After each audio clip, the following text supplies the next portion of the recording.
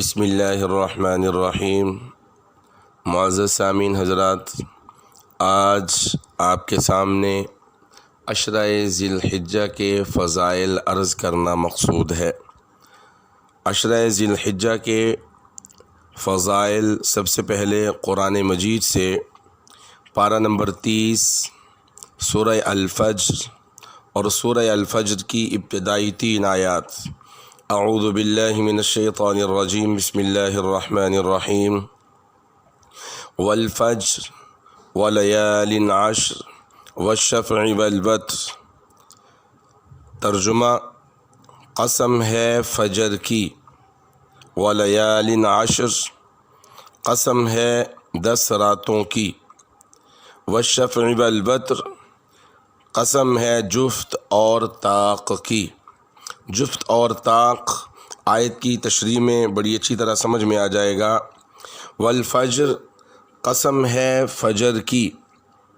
اس آیہ مبارکہ کی تفسیر میں دیگر اقوال بھی ہیں، لیکن ایک قول حضرت عبداللہ بن عباس، امام مجاہد اور عکرمہ رضی اللہ تعالی عنہم اجمعین کا ہے۔ وہ فرماتے ہیں والفجر سے مراد یوم النحر کی صبح ہے۔ یوم النحر عید الاضحیٰ کی فجر مراد ہے، یعنی اس تفسیری قول کے مطابق اللہ تبارک و تعالیٰ یوں فرما رہے ہیں، مجھے قسم ہے عید الاضحیٰ کی فجر کی، مجھے قسم ہے عید الاضحیٰ کی فجر کی۔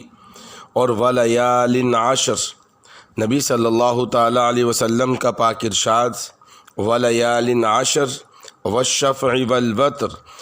اس کی تشریح میں، اس کی تفسیر میں مستدرک حاکم روایت نمبر 7517، رسول اللہ صلی اللہ تعالیٰ علیہ وسلم نے فرمایا، حضرت جابر رضی اللہ تعالیٰ عنہ اس کے راوی، کہ قسم ہے فجر کی اور 10 راتوں کی، یعنی ذی الحجہ کی 10 راتوں کی، اور قسم ہے طاق کی، یعنی عرفہ کے دن کی 9 ذی الحجہ کی، اور قسم ہے جفت کی، یعنی عید الاضحیٰ کے دن کی۔ سبحان اللہ! اللہ تبارک و تعالیٰ عید الاضحیٰ کے دن کی الگ قسم کھا رہے ہیں، عید الاضحیٰ کی فجر کی الگ قسم کھا رہے ہیں، 9 ذی الحجہ کی الگ قسم کھا رہے ہیں، اور پورے اس عشرہ مبارکہ کی الگ سے قسمیں کھا رہے ہیں۔ اس کے فضائل، اللہ کے دربار میں اس کا مقام اور مرتبہ کیا ہے، اس بات سے اس کا اندازہ بخوبی لگایا جا سکتا ہے۔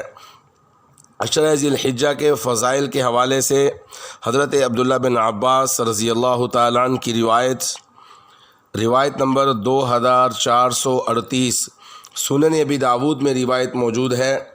بات لمبی نہ ہو جائے، صرف ترجمہ عرض کر رہا ہوں۔ رسول اللہ صلی اللہ تعالیٰ علیہ وسلم نے فرمایا کہ کوئی دن ایسا نہیں ہے کہ جس میں نیک عمل اللہ کے یہاں ان ذی الحجہ کے 10 دنوں کے نیک عمل سے زیادہ محبوب اور پسندیدہ ہو۔ صحابہ رضی اللہ تعالیٰ عنہم نے عرض کیا کہ اے اللہ کے رسول، کیا یہ اللہ کے راستے میں جہاد کرنے سے بھی بڑھ کر ہے؟ تو رسول اللہ صلی اللہ تعالیٰ علیہ وسلم نے فرمایا کہ اللہ کے راستے میں جہاد کرنے سے بھی بڑھ کر ہے، مگر وہ شخص جو جان اور مال لے کر اللہ کے راستے میں نکلے، پھر ان میں سے کوئی چیز بھی واپس لے کر نہ آئے، سب اللہ کے راستے میں قربان کر دے اور شہید ہو جائے، یہ ان دنوں کے نیک عمل سے بھی بڑھ کر ہے۔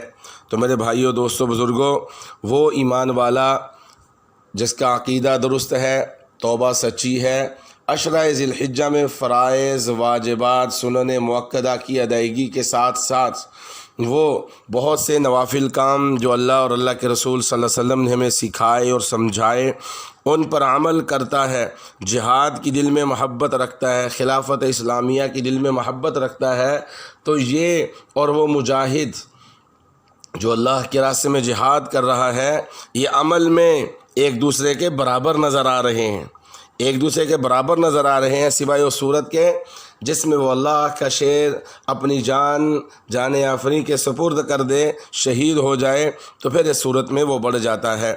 عشرہ ذی الحجہ میں کثرت سے ذکر کرنا چاہیے۔ حضرت عبداللہ بن عمر رضی اللہ تعالی عنہما سے روایت اور مسند احمد میں روایت ہے 5446، اور حضرت عبداللہ بن عباس رضی اللہ تعالیٰ عنہ سے روایت المعجم الکبیر للطبرانی کی روایت 11116۔ ان دونوں روایات سے پتہ چلتا ہے نبی صلی اللہ تعالیٰ علیہ وسلم نے ہمیں سکھایا کہ اس عشرہ میں 4 چیزوں کی کثرت کرو۔ نمبر 1 لا الہ الا اللہ، نمبر 2 اللہ اکبر، نمبر 4 الحمدللہ۔ نمبر 1 لا الہ الا اللہ، نمبر 2 اللہ اکبر، نمبر 3 الحمدللہ، اور نمبر 4 سبحان اللہ۔ یہ وہ کلمات ہیں جو اللہ کو بڑے محبوب ہیں، یعنی کثرت سے اللہ کا ذکر کیا جائے، کثرت سے اللہ کا ذکر کیا جائے۔ ان دونوں روایات سے یہ بات بڑی اچھی طرح سمجھ میں آ گئی کہ کثرت سے اللہ تبارک و تعالیٰ کا ذکر کیا جائے۔ اور حضرت ابو ہریرہ رضی اللہ تعالیٰ عنہ سے روایت جامع ترمذی میں یہ روایت موجود ہے، اور جامع ترمذی کے ساتھ ساتھ سنن ابی داؤد میں بھی یہ روایت موجود ہے، بہقی میں بھی یہ روایت موجود ہے۔ اللہ تبارک و تعالیٰ ہر ایمان والے کو ان روایات پر عمل کرتے ہوئے اپنے اپنے روزوں کو اور نفلی عبادات کو خوبصورت سے خوبصورت بنانے کی توفیق نصیب فرمائے۔ مسنون اعمال اللہ تبارک و تعالیٰ زیادہ سے زیادہ کرنے کی توفیق نصیب فرمائے، سچی توبہ نصیب فرمائے۔ اس مبارک عشرہ سے وہ فائدہ جو ہمیں حاصل کرنا چاہیے وہ حاصل کرنے کی توفیق نصیب فرمائے۔ وہ روایت سنیے جو ترمذی میں موجود ہے، حضرت ابو ہریرہ رضی اللہ تعالیٰ عنہ سے 758 نمبر روایت۔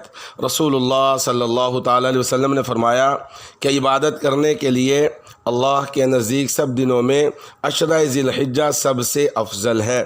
اس کے ہر دن کا روزہ 1 سال کے روزوں کے برابر، اور اس میں ہر رات کی عبادت شب قدر کے برابر ہے۔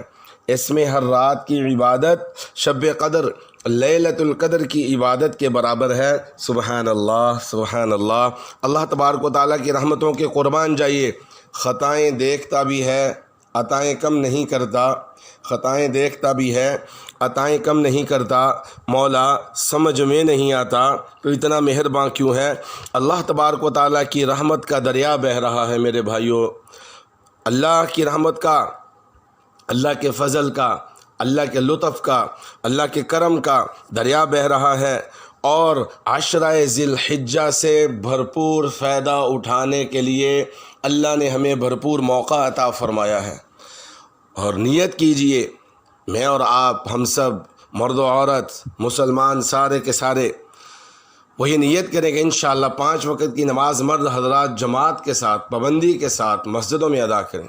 خواتین اپنے گھروں میں، جیسے کہ بار بار عرض کیا جاتا ہے، قرآن و سنت کی روشنی میں جس کی ترغیب آئی ہے کہ اپنے گھروں میں ٹی وی لانچ کو باہر اٹھا کر پھینک دو، اس کی جگہ پہ پریئر ہال لائیں، نماز کی جگہ لائیں، گھر کی مسجد متعین کریں تاکہ خواتین وہیں پر بیٹھ کر نفلی اعتکاف بھی کر سکیں، تلاوت بھی کر سکیں، نماز بھی پڑھ سکیں۔ تو ہم تلاوت کا معمول بنائیں، قضا نمازوں کی فکر کریں، اس عشرہ میں قضا روزوں کی فکر کریں۔ خاص طور پہ خواتین اپنے قضا روزے وہ اس عشرہ مبارکہ میں رکھ سکتی ہیں۔ اور دن جو ہے اب وہ چھوٹا ہونا شروع ہو گیا ہے، رات بڑی ہونا شروع ہو گئی ہے، بلکہ 15 سے 20 منٹ جو رات ہے وہ بڑی ہو گئی ہے۔ تو اذان فجر سے 15-20 منٹ پہلے اٹھ کر 2-4 نفل تہجد کے پڑھ لیے جائیں، اور صبح جب سورج نکلنے کے 15 سے 20 منٹ بعد 2 سے 4 نفل اشراق کے پڑھ لیے جائیں، پھر 10-10:30 بجے کے قریب چاشت کے 2 سے 4 نفل پڑھ لیے جائیں۔ اور جب بھی وضو کریں مکروہ وقت نہ ہو، جب بھی وضو کریں مکروہ وقت نہ ہو، سورج طلوع نہ ہو رہا ہو، زوال کا وقت نہ ہو، غروب کا وقت نہ ہو، فجر کی اذان ہونے سے لے کر طلوع آفتاب تک، اور عصر کی نماز پڑھنے سے لے کر غروب آفتاب تک۔ اس کے علاوہ آپ جب چاہیں وضو کے بعد تحیۃ المسجد بھی پڑھ سکتے ہیں، تحیۃ الوضو بھی پڑھ سکتے ہیں۔ گھروں میں خواتین نے جو جگہ مختص کی ہے وہ اس جگہ پر جا کر تحیۃ المسجد پڑھ سکتی ہیں۔ اور تحیۃ الوضو، تحیۃ المسجد ایک نیت کے تحیۃ الوضو تحیت المسجد، یہ 2 نیتوں کے ساتھ 2 نفل بھی پڑھے جا سکتے ہیں، 2 نیتوں کے ساتھ الگ الگ 2 کر کے 4 نفل بھی پڑھے جا سکتے ہیں۔ مسنون دعاؤں کی ترتیب ہو، مسنون دعاؤں کی ترتیب ہو، صبح و شام پڑھنے کی جو دعائیں ہیں، موقع بموقع جو دعائیں آپ صلی اللہ علیہ وسلم نے سکھائی ہیں، ان دعاؤں کی ترتیب ہو، اور فیس بک، واٹس ایپ، موبائل کی جان چھوڑ دی جائے۔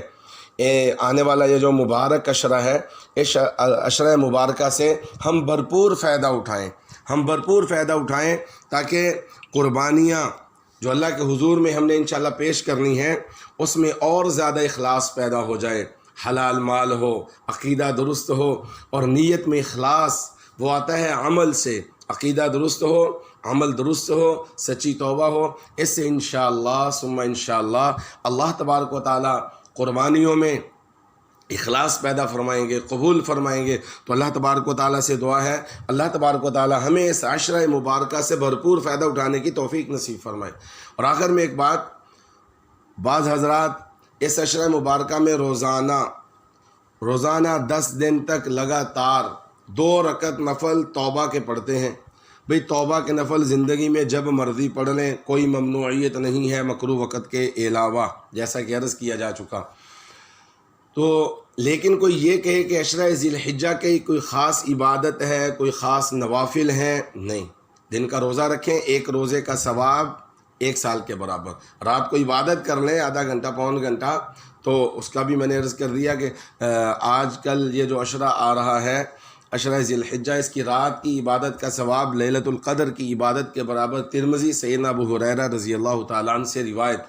تو کوئی خاص نفل نہیں ہے، کوئی خاص تلاوت نہیں ہے، کوئی خاص عبادت نہیں ہے۔ اللہ تبارک و تعالیٰ مجھے اور آپ کو ان باتوں پر عمل کرتے ہوئے عشرہ ذی الحجہ کا بھرپور ادب و احترام کرتے ہوئے اپنی آخرت کو بنانے اور سنوارنے کی توفیق نصیب فرمائے۔